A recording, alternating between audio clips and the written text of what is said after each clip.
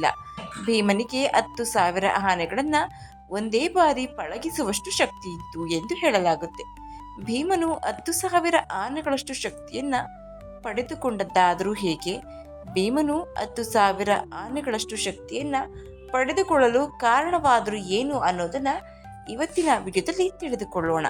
ನಮಸ್ಕಾರ ಸ್ನೇಹಿತರೆ, ಎಲ್ಲರಿಗೂ ಮಾನು ಮನೋಜ್ ಕನ್ನಡ ಯೂಟ್ಯೂಬ್ ಚಾನಲ್ಗೆ ಸ್ವಾಗತ. ಒಮ್ಮೆ ದುರ್ಯೋಧನನು ಭೀಮನನ್ನ ಕೊಲ್ಲುವುದಕ್ಕಾಗಿ ಒಂದು ಯೋಜನೆಯನ್ನ ಹೂಡ್ತಾನೆ. ಯೋಜನೆಯಂತೆ ಅವನು ಪಾಂಡವರ ಬಳಿಗೆ ಹೋಗಿ ತಾನು ನಿಮಗೆಲ್ಲ ಔತಣ ನೀಡುವುದಾಗಿ ಹೇಳಿದನು. ದುರ್ಯೋಧನನ ಮಾತಿಗೆ ಮರುಳಾದ ಪಾಂಡವರು ಊಟಕ್ಕೆ ಸಿದ್ಧರಾಗ್ತಾರೆ. ಗಂಗಾ ನದಿಯ ದಡದಲ್ಲಿ ಔತಣವನ್ನ ಸಿದ್ಧಪಡಿಸಿರ್ತಾನೆ ದುರ್ಯೋಧನನು ಗಂಗಾ ನದಿಯ ದಡದಲ್ಲಿ ವಿವಿಧ ರೀತಿಯ ಭಕ್ಷ್ಯಗಳನ್ನು ತಯಾರಿಸುತ್ತಾನೆ. ಸ್ನಾನ ಮಾಡಿದ ನಂತರ ಅವನು ಭೀಮನನ್ನ ಹೊರತುಪಡಿಸಿ ಎಲ್ಲರಿಗೂ ಆಹಾರವನ್ನ ನೀಡುತ್ತಾನೆ. ಅವರೆಲ್ಲ ನಿದ್ರೆಗೆ ಜಾರಿದ ಮೇಲೆ ಭೀಮನಿಗೆ ವಿಷ ಸೇರಿಸಿದ ಆಹಾರವನ್ನು ತಿನ್ನಲು ನೀಡುತ್ತಾನೆ. ವಿಷದ ಪರಿಣಾಮದಿಂದ ಭೀಮನು ಪ್ರಜ್ಞೆ ತಪ್ಪಿ ಬೀಳ್ತಾನೆ. ಪ್ರಜ್ಞಾಹೀನನಾಗಿದ್ದ ಭೀಮನನ್ನು ದುರ್ಯೋಧನನು ಗಂಗಾ ನದಿಯಲ್ಲಿ ಮುಳುಗಿಸ್ತಾನೆ. ಪ್ರಜ್ಞಾಹೀನ ಸ್ಥಿತಿಯಲ್ಲಿ ಭೀಮನು ಮುಳುಗುತ್ತಿರುವಾಗ ನಾಗಲೋಕವನ್ನು ತಲುಪುತ್ತಾನೆ. ಅಲ್ಲಿ ಅವನಿಗೆ ಅಪಾಯಕಾರಿ ವಿಷಪೂರಿತ ಹಾವುಗಳು ಕಚ್ಚಲು ಪ್ರಾರಂಭಿಸುತ್ತವೆ. ವಿಷಪೂರಿತ ಹಾವುಗಳ ವಿಷದ ಪರಿಣಾಮದಿಂದ ಭೀಮನ ದೇಹದೊಳಗಿನ ವಿಷವು ನಾಶವಾಯಿತು ಮತ್ತು ಅವನಿಗೆ ಪ್ರಜ್ಞೆ ಮರಳಿತು. ಪ್ರಜ್ಞೆ ಮರಳಿದ ನಂತರ ಅವನು ಹಾವುಗಳನ್ನು ಕೊಲ್ಲಲು ಪ್ರಾರಂಭಿಸುತ್ತಾನೆ. ಭೀಮನು ನಾಗಲೋಕದಲ್ಲಿನ ಹಾವುಗಳನ್ನು ನಾಶ ಮಾಡುತ್ತಿರುವುದನ್ನು ಕಂಡ ಕೆಲವೊಂದಿಷ್ಟು ಹಾವುಗಳು ಭಯದಿಂದ ವಾಸುಕಿಯ ಬಳಿ ಸಹಾಯವನ್ನ ಕೇಳಿ ಓಡಿದವು. ಸರ್ಪಗಳ ರಾಜ ವಾಸುಕಿ ತನ್ನ ಮಂತ್ರಿ ಆರ್ಯಕನೊಂದಿಗೆ ಭೀಮನ ಬಳಿ ಬರ್ತಾನೆ. ಆರ್ಯಕ ನಾಗನು ಭೀಮನನ್ನ ಗುರುತಿಸಿ ರಾಜ ವಾಸುಕಿಗೆ ಅವನನ್ನ ಪರಿಚಯ ಮಾಡ್ತಾನೆ. ವಾಸುಕಿ ನಾಗನು ಭೀಮನನ್ನ ತನ್ನ ಅತಿಥಿಯನ್ನಾಗಿ ಮಾಡಿಕೊಂಡನು. ಆಗ ವಾಸುಕಿ ನಾಗ ಭೀಮನನ್ನ ಕುರಿತು, ನಾಗಲೋಕದಲ್ಲಿ ದೈವಿಕ ಶಕ್ತಿಯನ್ನ ಹೊಂದಿರುವ 8 ಕೊಳಗಳಿವೆ. ಈ ಕೊಳಗಳ ನೀರನ್ನು ಯಾರು ಕುಡಿಯುತ್ತಾರೋ ಅವರು 10,000 ಆನೆಗಳ ಶಕ್ತಿಯನ್ನ ಪಡೆದುಕೊಳ್ಳುತ್ತಾರೆ ಎಂದು ಹೇಳ್ತಾನೆ. ಆಗ ಭೀಮನು ತನಗೂ ಆ ಕೊಳದ ನೀರನ್ನ ನೀಡುವಂತೆ ಕೇಳ್ತಾನೆ.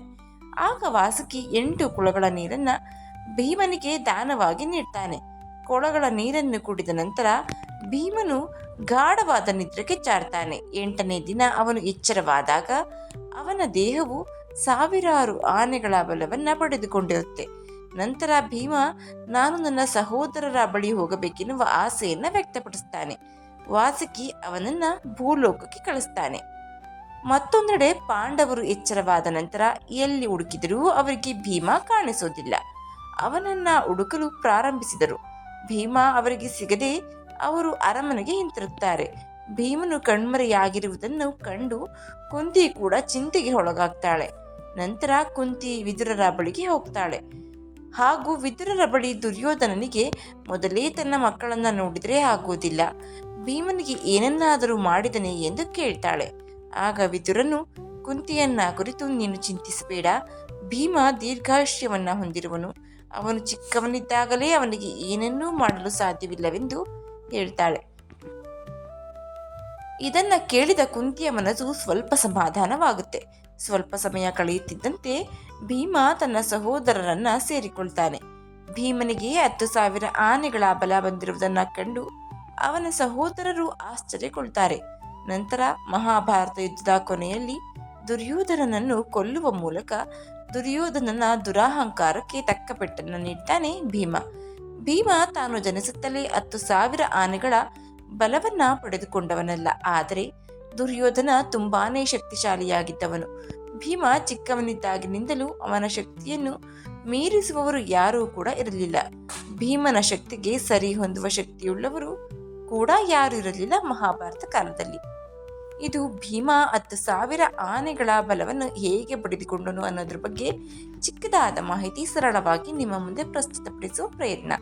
ಈ ಮಾಹಿತಿ ನಿಮಗೆ ಇಷ್ಟ ಆಗಿದ್ರೆ ದಯವಿಟ್ಟು ಶೇರ್ ಮಾಡಿ, ಲೈಕ್ ಮಾಡಿ. ವಿಡಿಯೋ ಬಗ್ಗೆ ನಿಮ್ಮ ಅನಿಸಿಕೆ ಅಭಿಪ್ರಾಯವನ್ನ ಕಮೆಂಟ್ ಬಾಕ್ಸ್ನಲ್ಲಿ ತಿಳಿಸಿ. ಪಕ್ಕದಲ್ಲಿ ಕಾಣುವ ಬೆಲ್ ಬಟನ್ ಅನ್ನು ಒತ್ತಿ. ಧನ್ಯವಾದಗಳು.